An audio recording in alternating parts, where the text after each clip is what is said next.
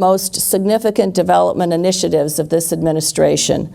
are focused in many ways on women as a core principle. First, the agriculture productivity enhancement initiative known as Feed the Future, to be able to enhance agricultural productivity in ways that we will be able to grow output that will make such a difference in terms of diminishing the worst of hunger.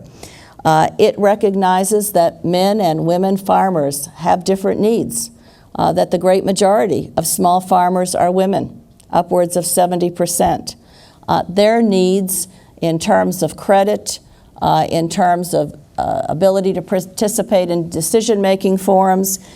in terms of land tenure rights, a very significant issue, and I've got to salute HDI and the incredible work that it is doing in this area. And so many other unique barriers that women confront have to be dealt with differently. So applying that gender lens on the Feed the Future initiative in a way that it can have maximum outputs.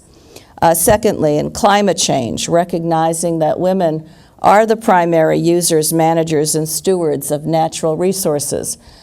We too often talk about women being the most severely impacted by climate change, and that is true, but it doesn't end there. Women also have to be absolutely critical players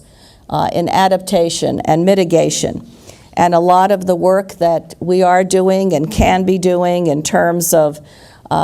enabling them to access programs, to be at the decision-making tables, and to grow new green technologies from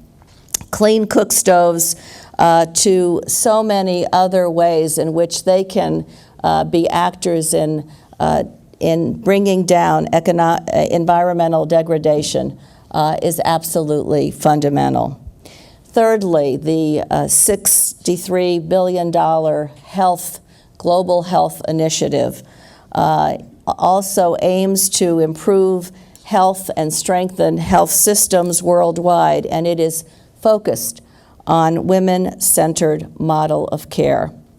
Women not only face some of the worst health conditions, but are absolutely key to the health futures of their families. So we aim to reduce maternal and child mortality, which has been one of those issues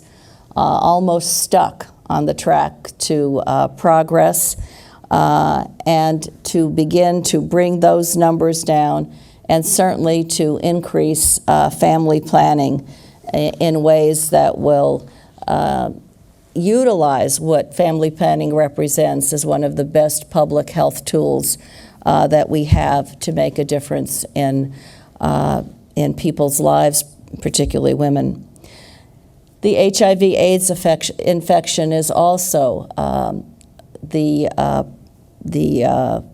product of much more emphasis and commitment, and we know that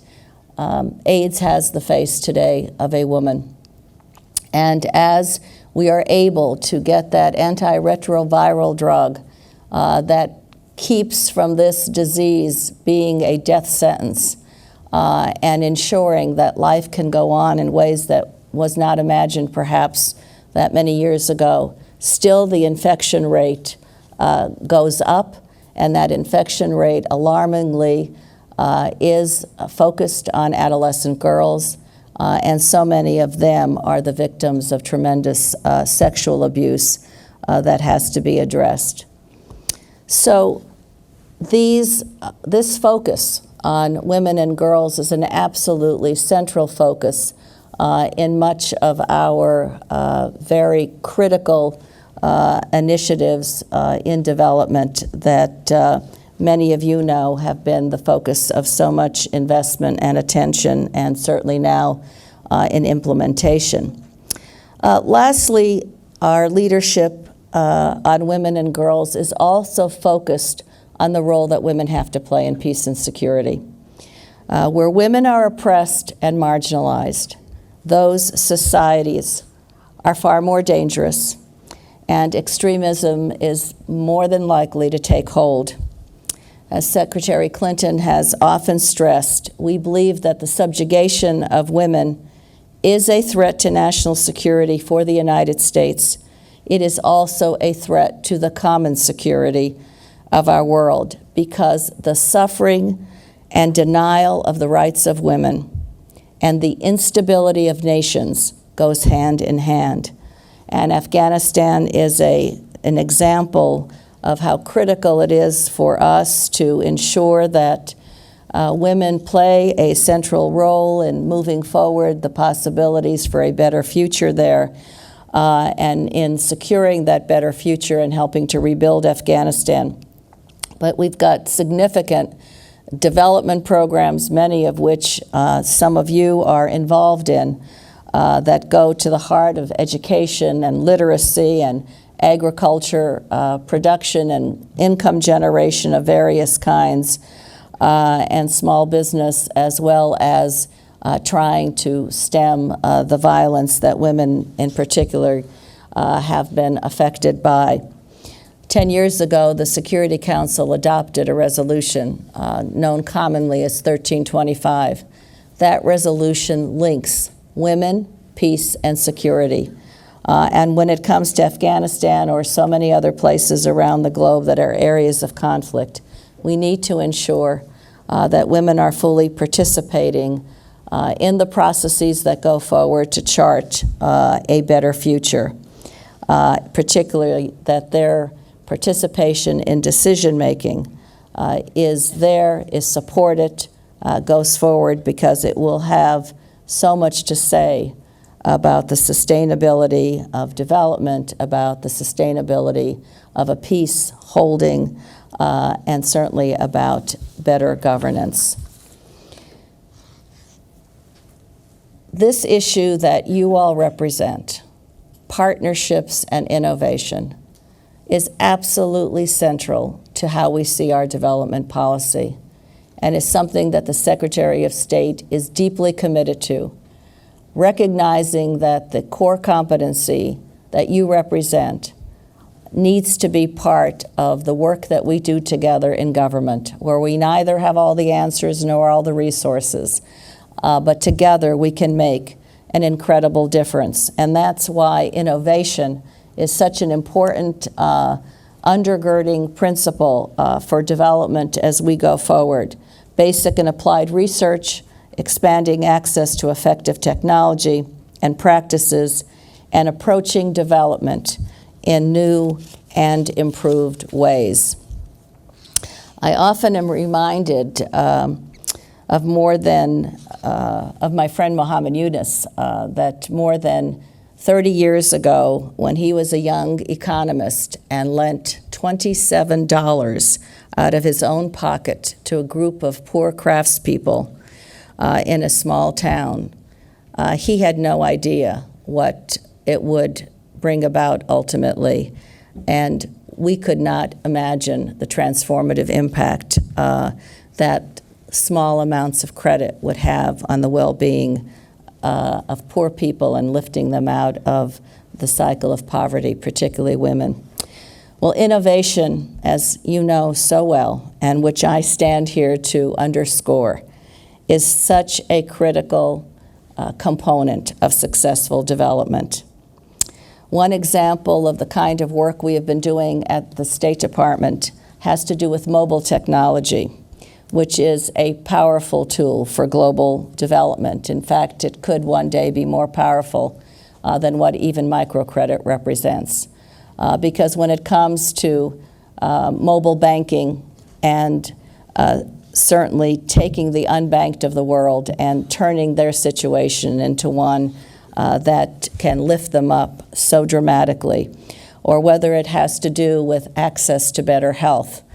to literacy programs, to being free from violence, to the incredible differences it can make for economic empowerment. It is a tool that we have just seen the beginnings of what it can represent in terms of a better future. But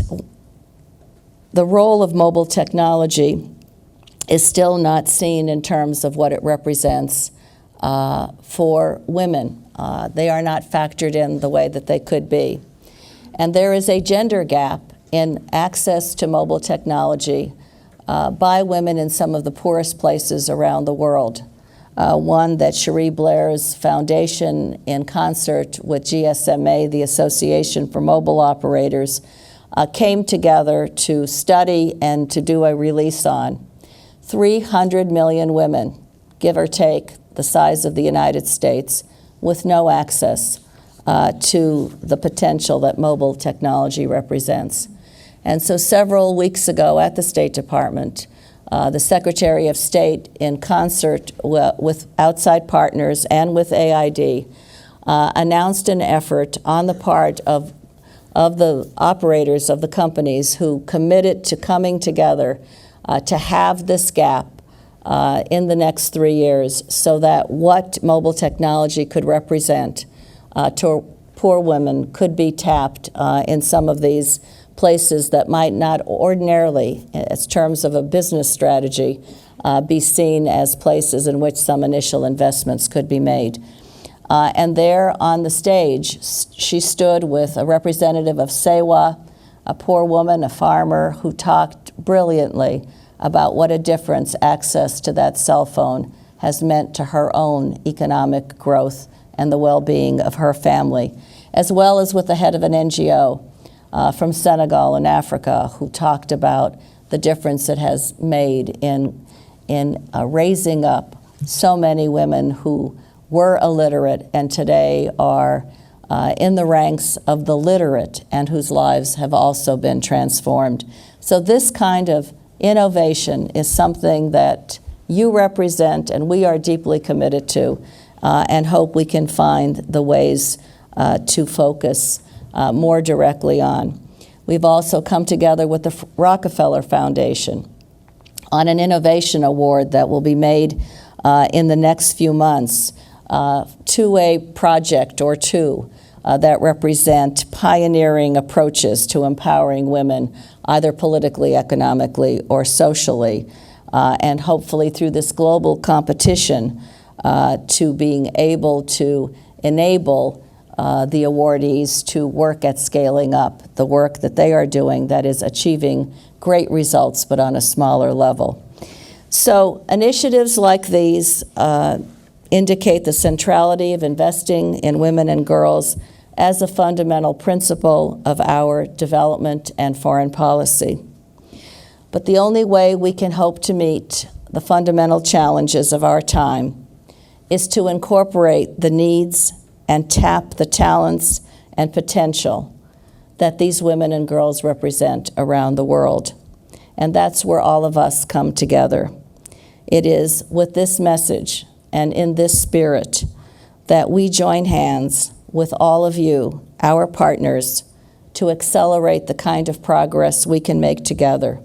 to build those bridges to breakthroughs, and to create a better world. Thank you so much.